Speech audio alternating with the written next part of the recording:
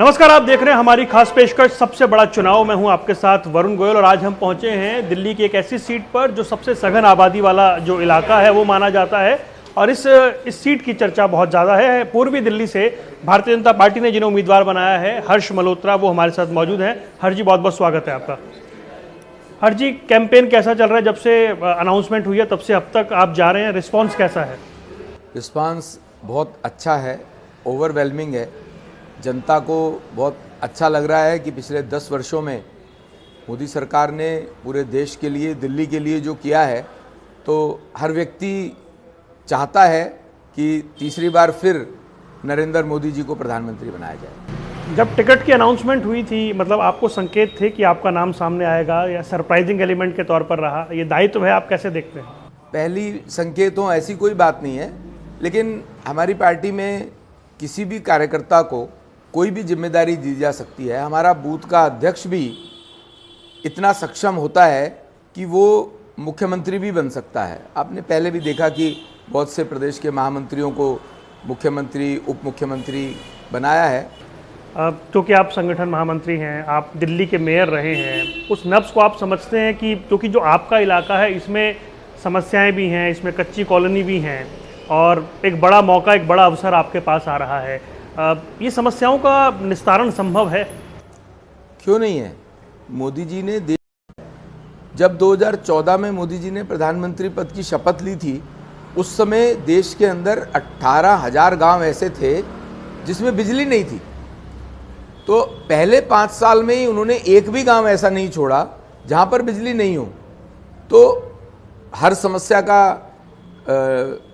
Solution है, संभव करके दिखाया है। आगे भी जो बातें रहती हैं, जो और इम्प्रूवमेंट करने की ज़रूरत है, वो होंगी।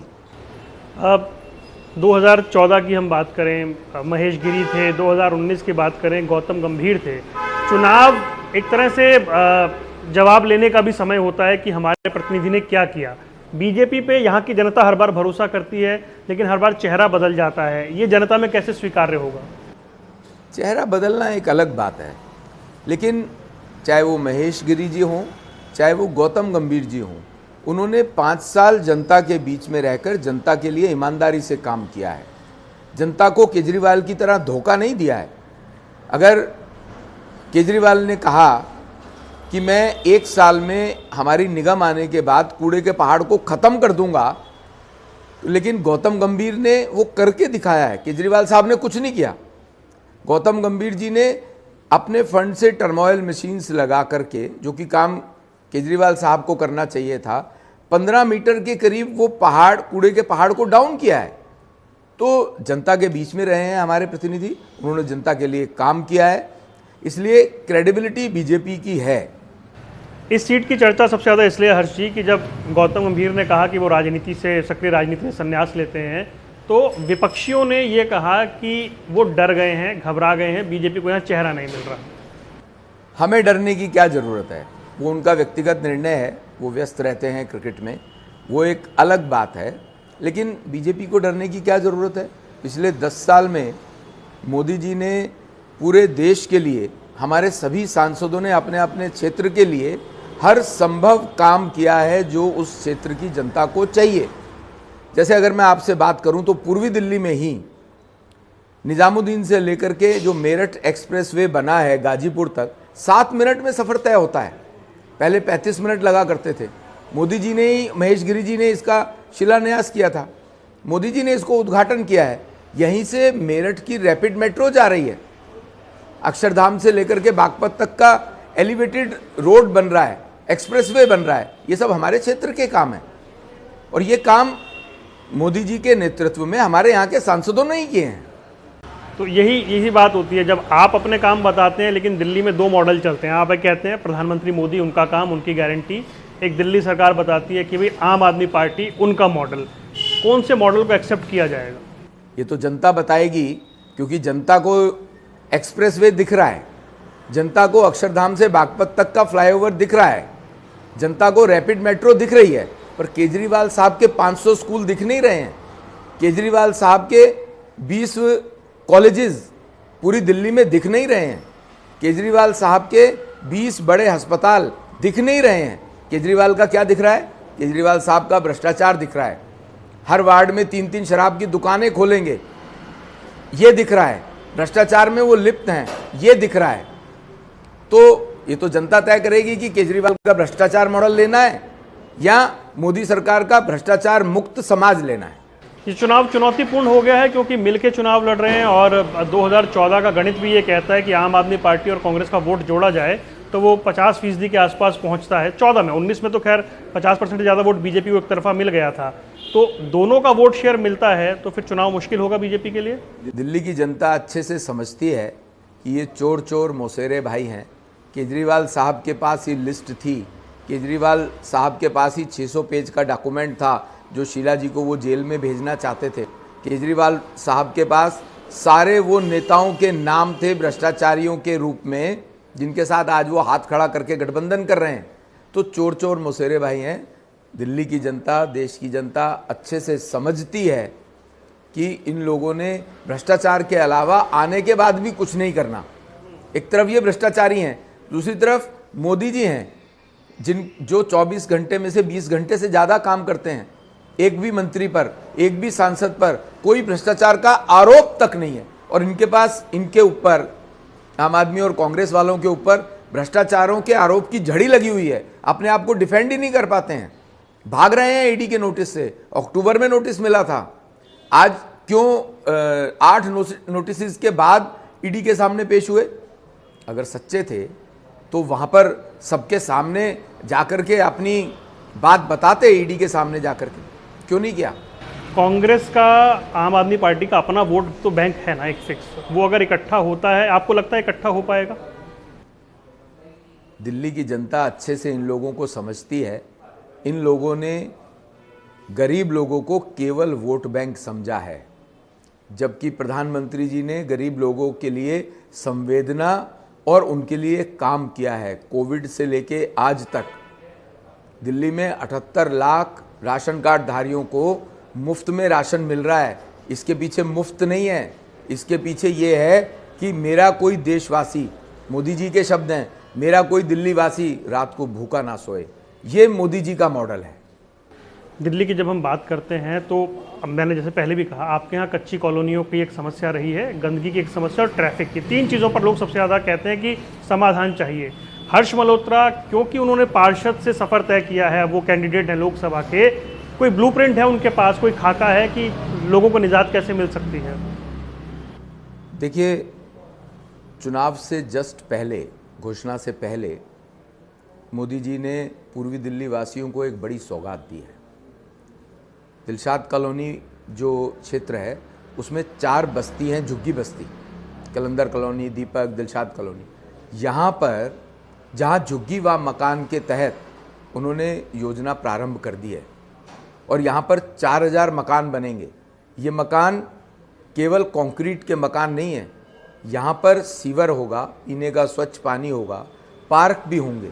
जो अब झुग्गीवासी, उनकी नाली का पानी सड़क पर दिखता है, अनहाइजीनिक एटमॉस्फेयर है। तो जितनी झुग्गी बस्तियां हमारी पूर्वी दिल्ली क्षेत्र में हैं, उन सभी को कलंदर कॉलोनी के तर्ज पर हम लोग यही प्रयास करेंगे कि 5 साल के अंदर अंदर सभी झुग्गी कॉलोनियों में, जहां झुग्गी व मकान जो प्रधानमंत्री जी की योजना है उसके तहत उनको मकान दे सकें। जबकि केजरीवाल साहब को भी इसमें कंट्रीब्यूशन करना चाहिए। 25% का कंट्रीब्यूशन राज्य सरकार का होता है, वो नहीं कर रही है, वो नहीं करेगी। हमें पूरा विश्वास है उसके ऊपर, क्योंकि 10 साल में कुछ नहीं किया उन्होंने। उसके बावजूद मोदी जी की सरकार अपने ऊपर लेते हुए झुग्गी वासियों के लिए इतना बड़ा काम कर रही है। कांग्रेस का मैनिफेस्टो आया है, 5 न्याय 25 गारंटी की बात कर रहे हैं, गरीबों को, गरीब महिलाओं को पैसा देने की बात कर रहे हैं, एजुकेशन को लेकर बात कर रहे हैं, बड़ी डिटेल में वो गए हैं। ऐसी चीज़ें, और दूसरी ओर आप कह रहे हैं मोदी की गारंटी, तो फिर पब्लिक के सामने एक विकल्प क्या रहा? मोदी जी ने गारंटी अगर दी है तो जो कहा है वो करके दिखाया है। इन्होंने 65 वर्ष कांग्रेस वालों ने देश को लूटा है। वो उनको नई गारंटी उनकी तब समझ में आएगी जनता को जब वो अपने पुराने करे हुए काम बताएंगे। उनके पास कोई काम नहीं है भ्रष्टाचार के अलावा बताने के लिए। मोदी जी की गारंटी हम इसलिए दे पा रहे हैं क्योंकि मोदी जी खुद अपने आप में गारंटी है। पिछले 10 साल में उन्होंने हर जाति, वर्ग, धर्म के लिए इतना काम किया है अगर मैं गिनाना चाहूँ तो आपको गिना भी सकता हूँ। मैंने दिल्ली के भी कुछ काम आपको गिनाए हैं, पूर्वी दिल्ली के कुछ काम आपको गिनाए हैं। इसलिए मोदी जी की गारंटी पे विश्वास है जनता को। उन्होंने 10 साल में परफॉर्मेंस करके दिखाई है मोदी सरकार ने, और इन्होंने 65 साल में कुछ नहीं किया। एक उदाहरण दे देता हूँ, दिल्ली में, देश में 2014 से पहले लगभग 70 एयरपोर्ट थे।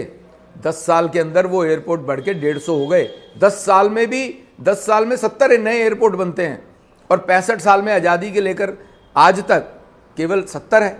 तो इस तरह के बहुत माइलस्टोन्स हैं जो मोदी सरकार ने अचीव किए हैं। इसीलिए मोदी सरकार की गारंटी पर, मोदी की गारंटी पर जनता को विश्वास है। आपके भरोसे के इतर मैं, क्योंकि चुनावी परिस्थिति समझना चाह रहा हूँ। आप तो मेयर रहे हैं दिल्ली के।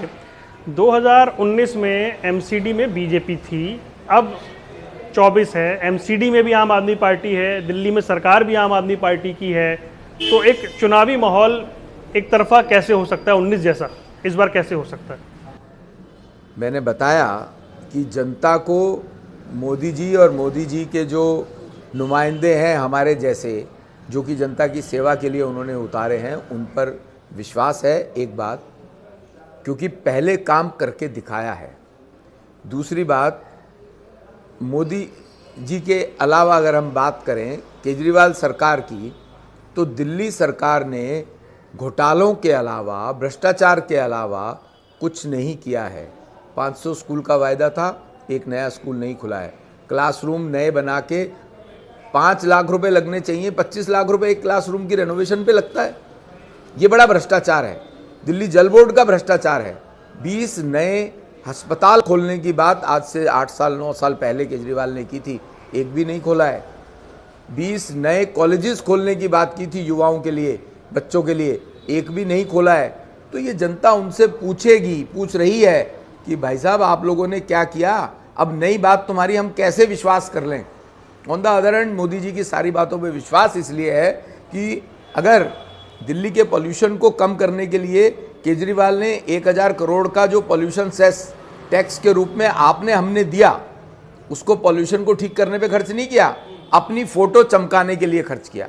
On the other hand Modi सरकार ने 1000 फेम इलेक्ट्रिक बसेस दिल्ली को दी हैं, जिससे पॉल्यूशन कम होता है, सार्वजनिक ट्रांसपोर्ट को बढ़ावा मिलता है। तो ये सब चीज़ें जनता देख रही है। इसी कारण से जनता को भी लगता है कि इस बार एनडीए को 400 पार देना है और दिल्ली में 7 सांसद बीजेपी के जिताने हैं। सामने जो गठबंधन है, उनका जो उम्मीदवार हैं वो स्थानीय विधायक हैं। स्थानीय विधायक होने के नाते उनके पास एक एडवांटेज है। मुझे लगता है कि ऐसा कोई एडवांटेज इसलिए नहीं है कि स्थानीय विधायक जो हैं वो जनता के बीच में अपने करे हुए काम लेकर के जाए। 1 महीने से ज़्यादा हो गया, 2 महीने हो गए उनको, अपने काम लेकर के जनता के बीच में नहीं जा रहे हैं। जनता उनसे पूछ रही है, भाई साहब पीने का पानी गंदा क्यों आ रहा है। मैं गाजीपुर गया अभी 3 दिन पहले, तो लोग दिखा रहे थे कि नल से जो राजनीति का केंद्र रहता है, पहाड़ का तो मैंने आपको बताया, पीने का पानी, गंदा पीने का पानी लोगों ने मुझे दिखाया।